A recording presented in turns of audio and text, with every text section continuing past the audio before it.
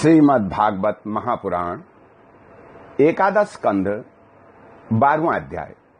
इस अध्याय में आज आप सुनेंगे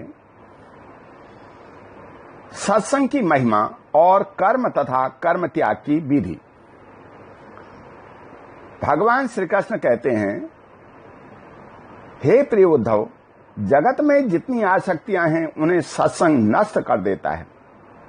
यही कारण है कि सत्संग जिस प्रकार मुझे बस में कर लेता है वैसा साधन न योग में है और न सांख्य, न धर्म पालन और न स्वाध्याय।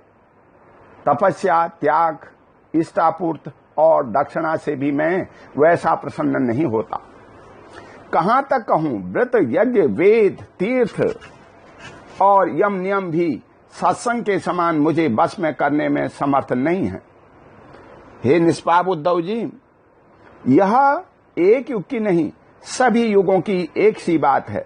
सत्संग के द्वारा ही दैत्य, राक्षस, पशु, पक्षी, गंधर्व, अप्सरा, नाग, सिद्ध, चारण, गुह्यक और विद्याधरों को मेरी प्राप्ति हुई है।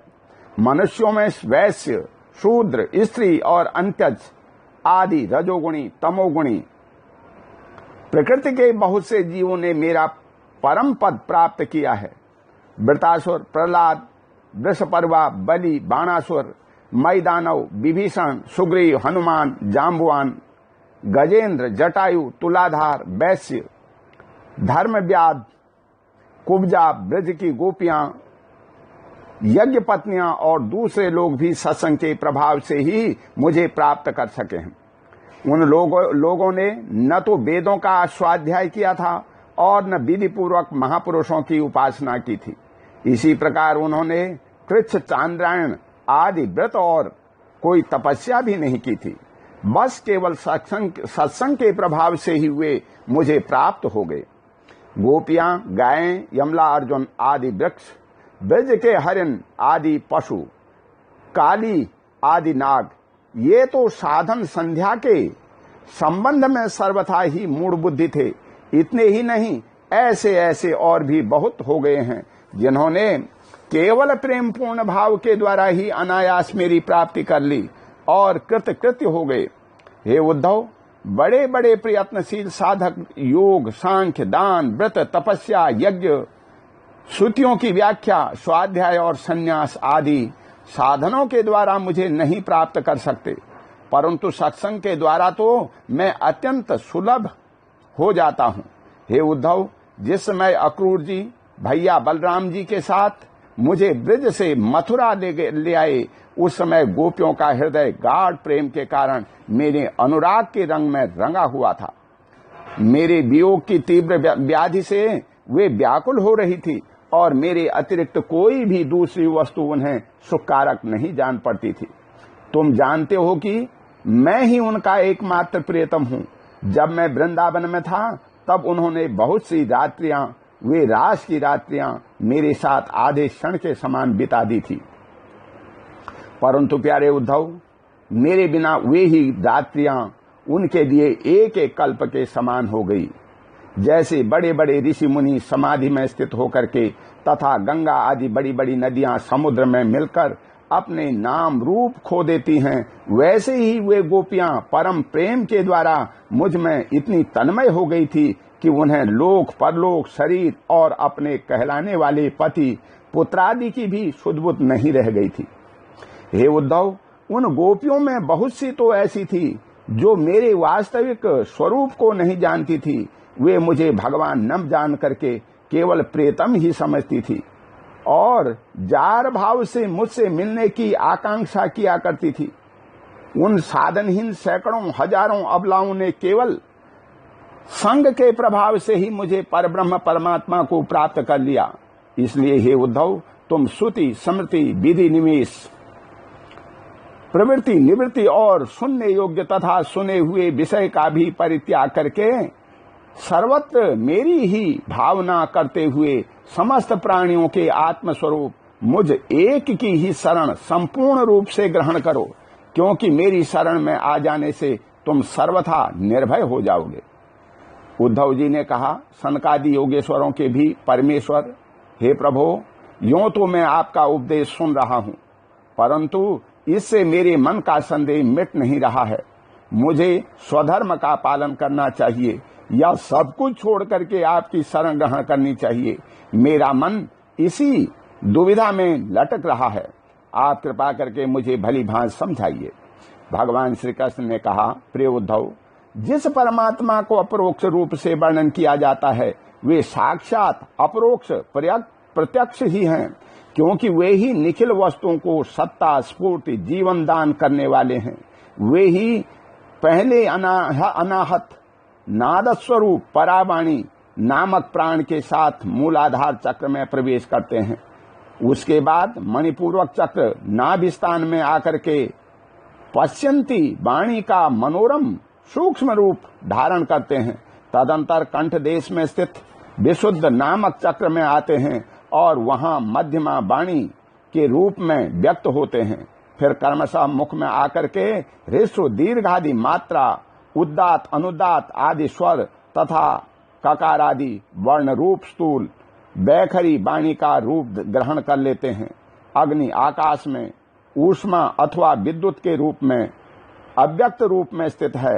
जब बलपूर्वक काठ मंथन किया जाता है तब वायु की सहायता से वह पहले अत्यंत सूक्ष्म चिनगारी के रूप में प्रकट होती है और फिर आहुति देने पर प्रचंड रूप धारण कर लेती है। वैसे ही मैं भी शब्द ब्रह्म स्वरूप से क्रमशः परा पश्यंती मध्यमा और बैखरी वाणी के रूप में प्रकट होता हूँ।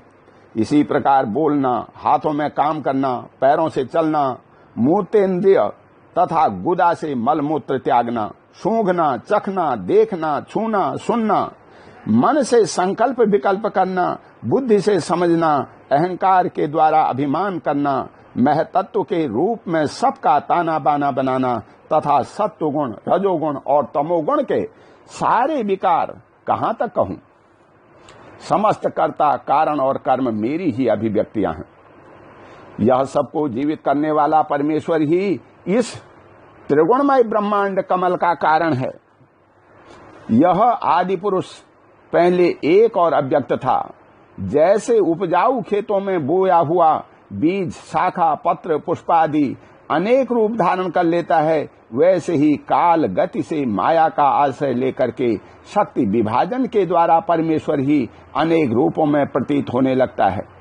जैसे तागों के ताने बाने में वस्त्र ओतप्रोत रहता है, वैसे ही यह सारा विश्व परमात्मा में ही ओतप्रोत है। जैसे सूत के बिना वस्त्र का अस्तित्व नहीं है, किंतु सूत वस्त्र के बिना ही रह सकता है, वैसे ही इस जगत के न रहने पर भी परमात्मा रहता है। किंतु यह जगत परमात्मा स्वरूप ही है। परमात्मा के बिना इसका कोई अस्तित्व नहीं है। यह संसार वृक्ष अनादि और प्रवाह रूप से नित्य है। इसका स्वरूप ही है कर्म की परंपरा तथा इस वृक्ष के फल फूल हैं मोक्ष और भोग। इस संसार वृक्ष के दो बीज हैं, पाप और पुण्य। असंख्य वासनाएं जड़ें हैं और 3 गुण तने हैं। 5 भूत इसकी मोटी मोटी प्रधान शाखाएं हैं और शब्दादि 5 विषय रस हैं। 11 इंद्रियां शाखाएं हैं तथा जीव और ईश्वर 2 पक्षी इसमें घोंसला बना करके निवास करते हैं। इस वृक्ष में वात पित्त और कफ रूप 3 तरह की छाल हैं। इसमें 2 तरह के फल लगते हैं, सुख और दुख। यह विशाल वृक्ष सूर्य मंडल तक फैला हुआ है। इस सूर्य मंडल का भेदन कर जाने पर मुक्त पुरुष फिर संसार चक्र में नहीं पड़ते। जो ग्रस्त शब्द रूप रस आदि विषयों में फंसे हुए हैं, वे कामना से भरे हुए होने के कारण गीत के समान हैं। वे इस वृक्ष का दुख रूप फल भोगते हैं, क्योंकि वे अनेक प्रकार के कर्मों के बंधन में फंसे रहते हैं।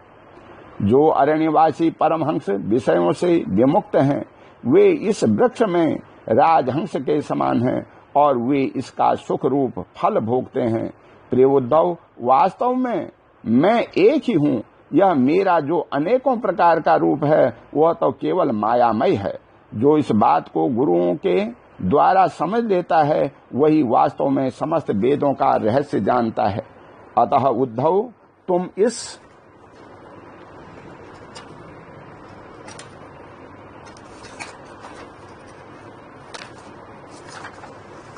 प्रकार गुरुदेव की उपासना रूप अन्य भक्ति के द्वारा अपने ज्ञान की कुल्हाड़ी को तीखी कर लो और उसके द्वारा धैर्य एवं सावधानी से जीव भाव को काट डालो।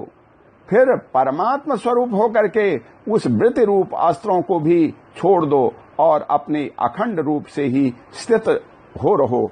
ओम शांति। बोल श्री कृष्ण भगवान की जय।